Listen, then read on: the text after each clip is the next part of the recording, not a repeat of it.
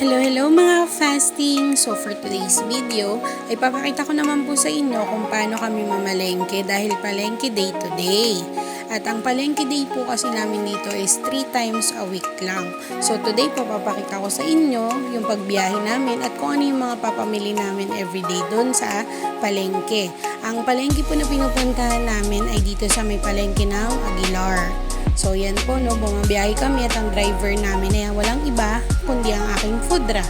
So yan po, pakita ko muna yung view ng pinupuntahan namin or yung biyahe namin papunta dun sa palengke. So every Tuesday, Friday, and Sunday po ang palengke day dito sa amin. So pag hindi po palengke day, may paninda pa rin naman pero hindi po ganun kadami and hindi rin natin sure kung ganun din ka-fresh. So, ganun po. Every palengke day lang po kami namimili para mas marami kami pwedeng pagpilian. So, ganun. Yan na nga po, ipapakita ko po sa inyo kung ano yung mga bibilin namin and kung ano yung itsura ng palengke namin dito sa Aguilar. So, yan, liliko lang po yung aming motor at paparada dyan sa tabi ng Jelixi. So, yan, papasok na po kami ngayon sa palengke and kung makikita po natin, nakaparada po kami sa medyo bungad. Pero kadalasan po yan, nakakaparada kami dun na sa may dulo. Kasi nga, maraming namimili pag palengke day. So, yan po, una naming dinaanan is yung mga fresh goods katulad ng mga isda. So, dyan po kami sa seafood section. So, naghahanap po ang ate kung ano yung pwedeng bilhin at kung ano yung madalas naming nabibili dito. So, ang hanap po namin ngayon ay espada. So, yan po kay ate, dyan kami ulit bumili dahil yan po ang una naming first buy, yung espada or swordfish. So, yan, pipili po si ate dyan kung ano-ano yung kukunin namin. So, madalas po namin luto dyan is prito lang, no? Kasi masarap talaga siya ng prito tapos malutong. So yan, meron pang mga tilapia dyan, buhay na buhay, fresh na fresh, tinatawag ako, pero hindi po kami bumili ng tilapia today. Dahil ang hanap po namin ngayon ay bangus. So yan, ikot-ikot kami, ikot-ikot kung saan merong bangus, wala si suki.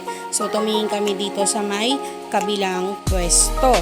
So yan, hanap-hanap, and then ayan, may nagchismisan pa, ay umusod. Usod po. Yan. At bumili kami ng sampagita para po yan sa aking kuya. So, mamaya po papakita ko sa inyo yung kanyang picture. Tapos yan nga, nakahanap po kami ng second buy namin kung walang iba kundi ang bangus or milkfish. Na ang gagawin po namin dyan ay paksiw. Then, ang aming pangatlong binili ay paanang manok. Yan naman po ay aming iaadobo. O, diba? Then, ikot-ikot. Lipat naman po kami dito sa area ng mga gulay or vegetable area.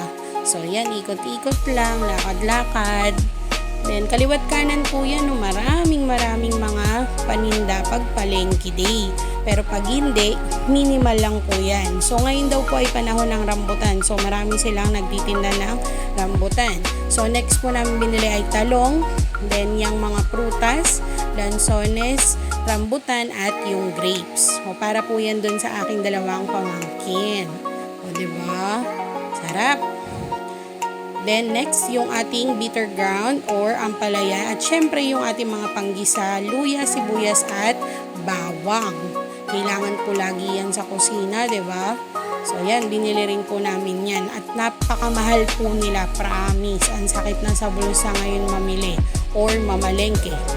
At ayun na nga po, nakapamili na kami at nalinis na namin lahat, then niluto na po namin. So, ang ulam po namin ngayon ay paksiw na bangus. Ako lang po ba, pero lahat po kasi ng mga sahog niyan, ipinagsasama-sama ko na and then pinakukuluan ko na lang ng sabay-sabay. Kasi pag naluto naman siya, goods din naman, same taste at pareho rin naman ang proseso. Nandyan ang gulay, nandyan ang suka at isda. And naluluto rin naman siya gamit po yung aming kalan de langis. So, na-video ko na po yan. Please, paki-follow po at subscribe!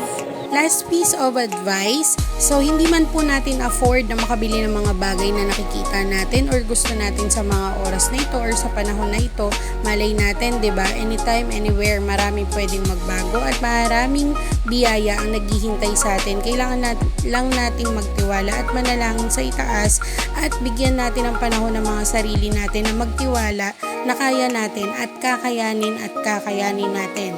Huwag tayong susuko at lagi tayong manalangin sa Kanya. So, yun lang for today's video. Bye-bye!